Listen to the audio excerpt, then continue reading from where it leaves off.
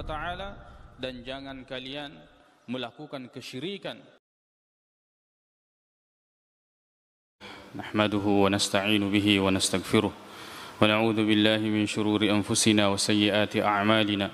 May yahdihillahu fala mudilla lahu wa may yudlil fala hadiya lahu. Asyhadu an la ilaha illallah wahdahu la syarika lahu wa asyhadu anna Muhammadan 'abduhu wa rasuluh. Sallallahu alaihi wa ala alihi wa ashabihi wa sallama tasliman katsira.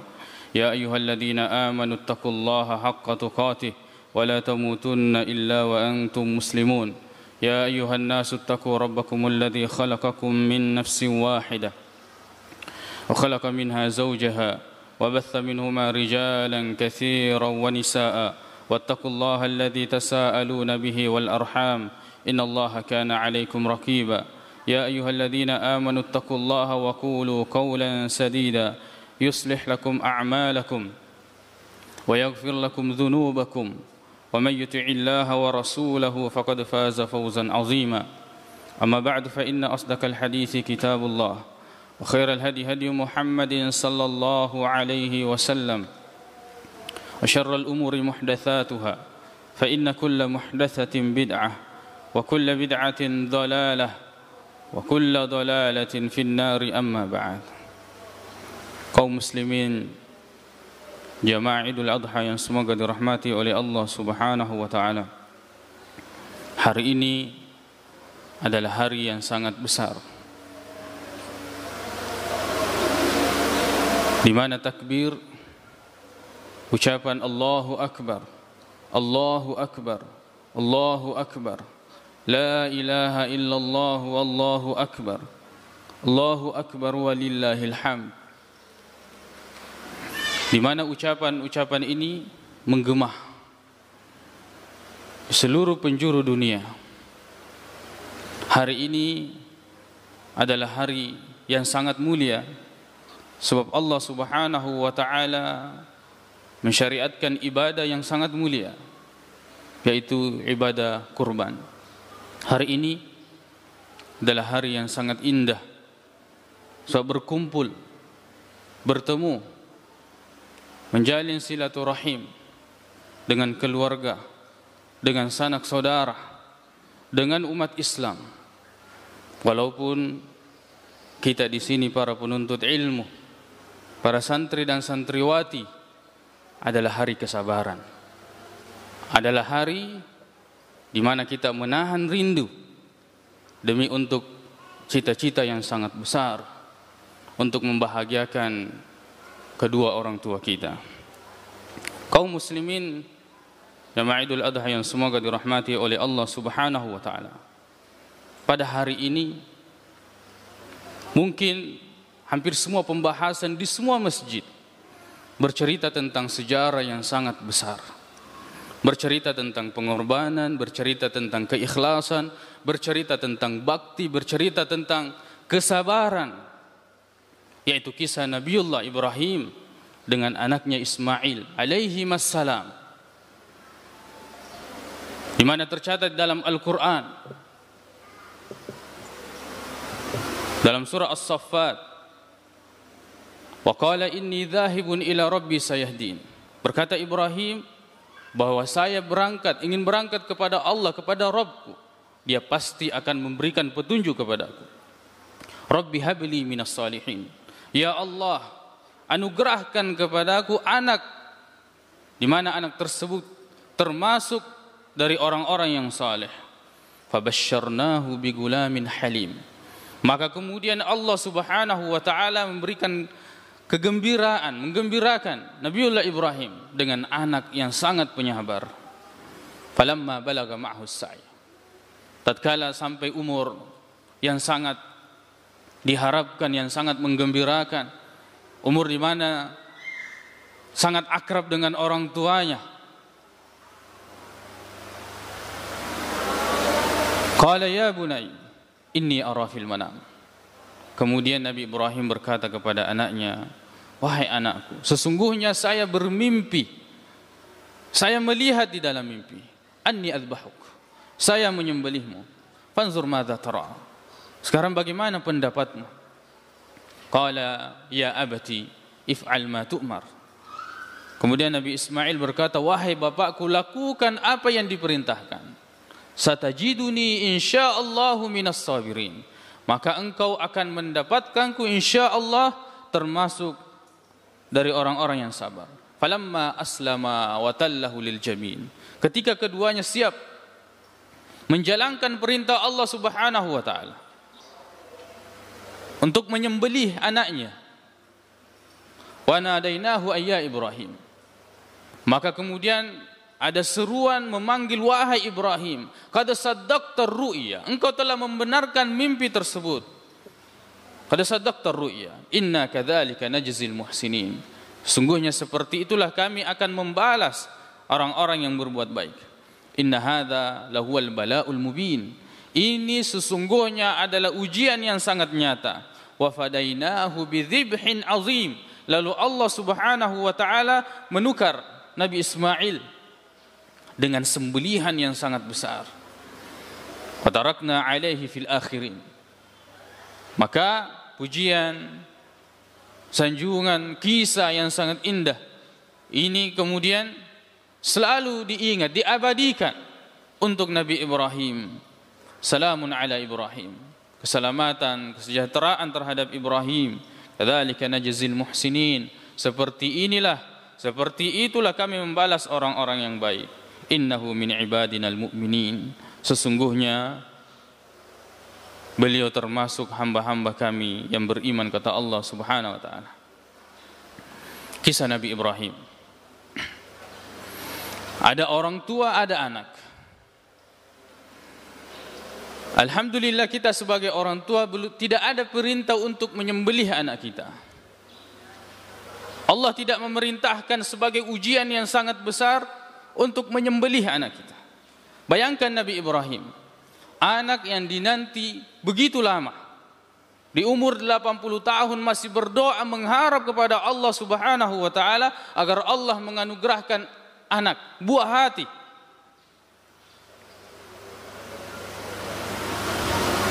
Kemudian diperintahkan oleh Allah di depan matanya dengan tangannya sendiri menyembelih anaknya. Kita tidak diperintahkan untuk itu.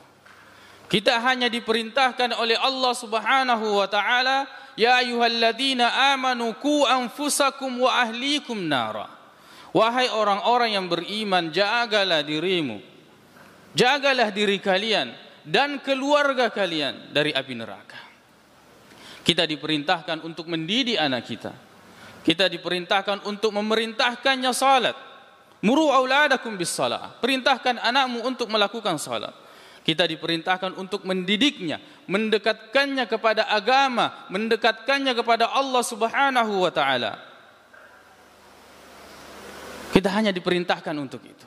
Kita hanya diperintahkan untuk memberi makan, memberi minum, memberi pakaian dari harta yang halal, agar semua yang mereka lakukan itu bermanfaat kepada kita selaku orang tua.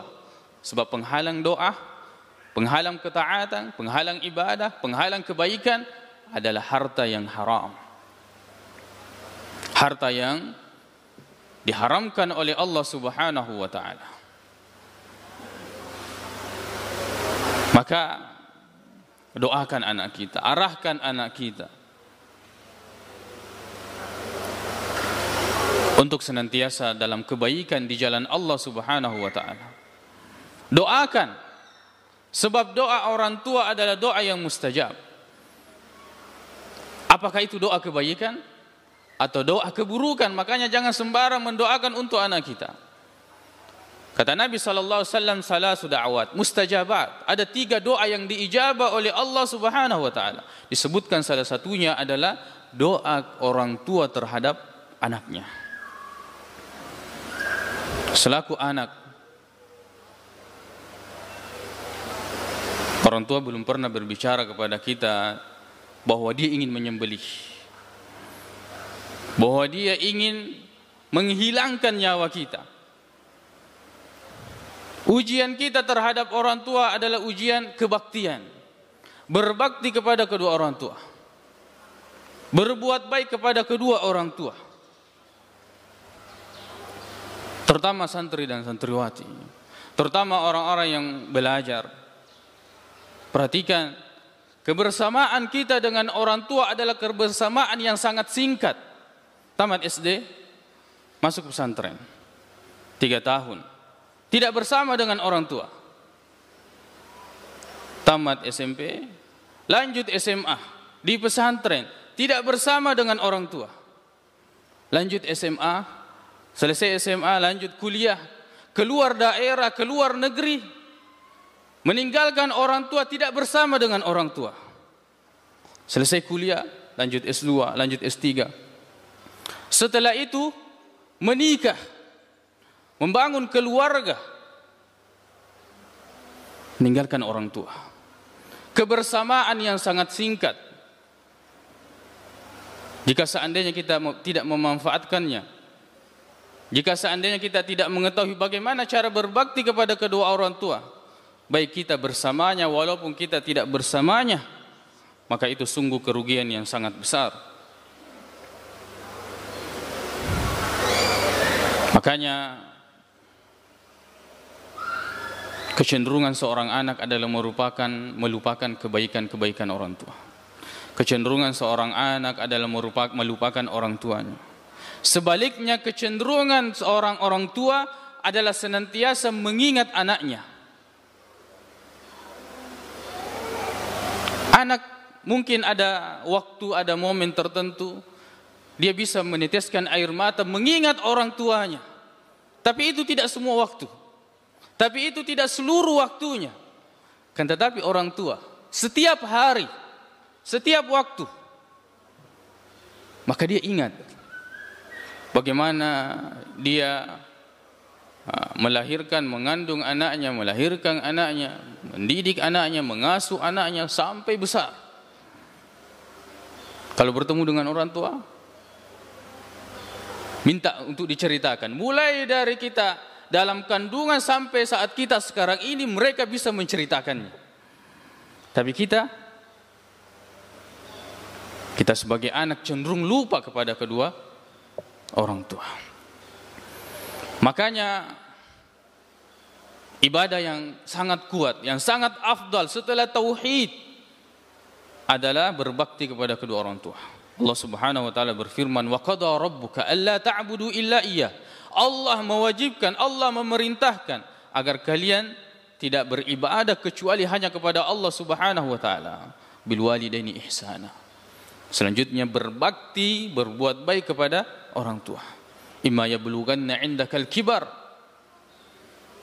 ahaduhuma aw kilahuma fala taqul lahumā uff wa la tanharhuma wa qul lahumā qawlan karīmā. Jika seandainya orang tua bersama kita sampai umur yang tua, maka jangan sekali-kali engkau mengucapkan kata Jangan menyakiti hati orang tua. Apalagi lebih dari itu, wala tanharhuma wa qul lahumā qawlan karīmā. Ucapkanlah kepada kedua orang tua kita perkataan-perkataan yang mulia. Wakhfid lahumā janāha dzulli minar rahmah. Rendahkan diri kita kepada kedua orang tua. Wa qul rabbirhamhumā, senantiasa berdoa kepada Allah, ya Allah rahmatilah keduanya. Warhamhumā, rahmati keduanya, sebagaimana kedua orang tua kita mendidik kita, menyayangi kita sedang kita di waktu kecil. Bayangkan pahala berbakti kepada kedua orang tua, mengalahkan pahala jihad. Jihad mengorbankan diri, mengorbankan harta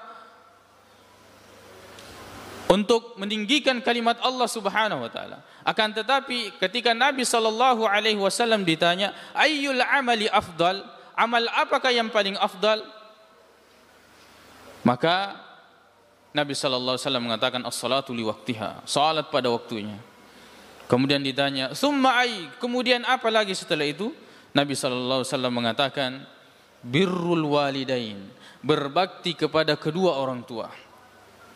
Kemudian ditanya, "Tsumma ay?" Kemudian setelah itu amal apa lagi yang paling afdal? Nabi sallallahu alaihi wasallam mengatakan al-jihadu fi sabilillah. Jihad di jalan Allah Subhanahu wa taala. Makanya kata Nabi sallallahu alaihi wasallam di riwayat Muslim, dari Abu Hurairah radhiyallahu anhu, ragima anfun, ragima anfun, ragima anfun. Celaka, celaka, celaka. Qila man ya Rasulullah? Maka sahabat mengatakan, wahai Rasulullah, siapa yang celaka itu?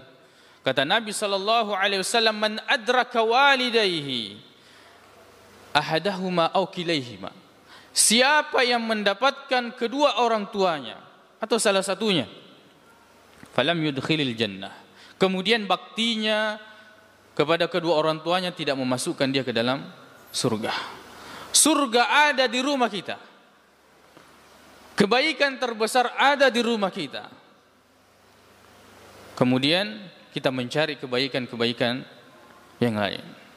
Makanya jika seandainya seseorang tidak mengetahui bagaimana cara berbakti kepada kedua orang tua, ketika orang tua bersamanya, ketika orang tua masih hidup bersamanya, ketika orang tua masih tinggal bersamanya, ketika orang tua sudah meninggal, ketika orang tua tidak bersamanya karena pekerjaan, karena urusan yang lain, walaupun yang terbaiknya adalah bersama dengan orang tua, maka kita harus mengetahui bagaimana cara berbakti kepada kedua orang tua. Jadilah anak yang saleh. Kesalehan tersebut, salat kita, ibadah kita, bacaan Al-Quran kita, kebaikan kita, amal-amal kita, itu termasuk bakti kepada kedua orang tua. Jamaah Idul Adha yang semoga dirahmati oleh Allah Subhanahu wa taala.